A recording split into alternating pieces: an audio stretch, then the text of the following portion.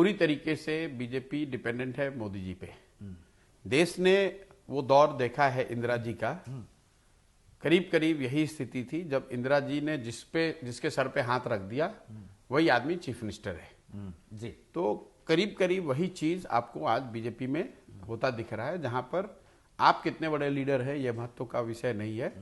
अगर मोदी जी का या बीजेपी के टॉप लीडरशिप का आप पर भरोसा है तो यू आर द लीडर, क्योंकि पार्टी का ऐसा मानना है and to some extent it's correct also कि जो वोट हमें मिल रहा है, जो समर्थन मिल रहा है वो मोदी जी के नाम पर मिल रहा है। मोदी के नाम पे मिल रहा है। एक तरह से ये जो बीजेपी का अपना ओरिजिनल कैरेक्टरिस्टिक था उससे ये अलग हट रहे हैं और लंबे समय में मेरा अपना मानना है कि इससे नुकसान भी उनको होगा, क्योंकि जब यही कल्चर कभी कांग्रेस में था ये हाई कमान ने जिसको कह दिया वही चीफ मिनिस्टर है।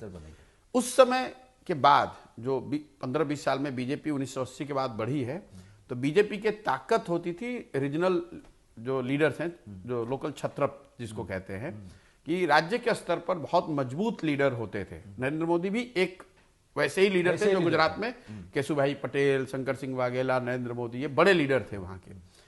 अब अगर वहां के आज देखेंगे, अब आप जब वाजपेयी और आडवाणी थे तो आप राज्यों में बड़े लीडर्स का नाम ले सकते थे, वो चाहे मोदी जी यहाँ हो, कल्याण सिंह हो, शिवराज सिंह हो, उमा भारती हो, कर्नाटक के चीफ मिनिस्टर हो, भैरव सिंह शेखावत राजस्थान में।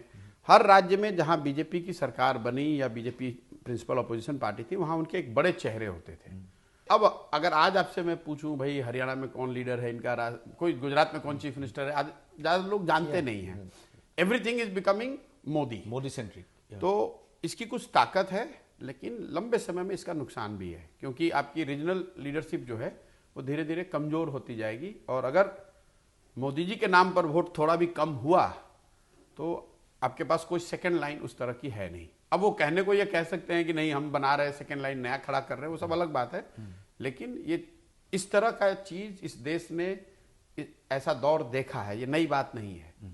इंदिरा जी के जमाने में जो कांग्रेस, जो जवाहरलाल नेहरू के टाइम में कांग्रेस थी उसमें राज्यों में बड़े लीडर होते थे। फिर जब इंदिरा जी आई तो राज्यों में जो बड़े लीडर थे उनकी धीरे धीरे उनकी ताकत कम हुई। फिर ये हाईकमान वर्ड ही वहीं से पैदा हुआ कि जो हाईकमान चाहेगा वही होगा।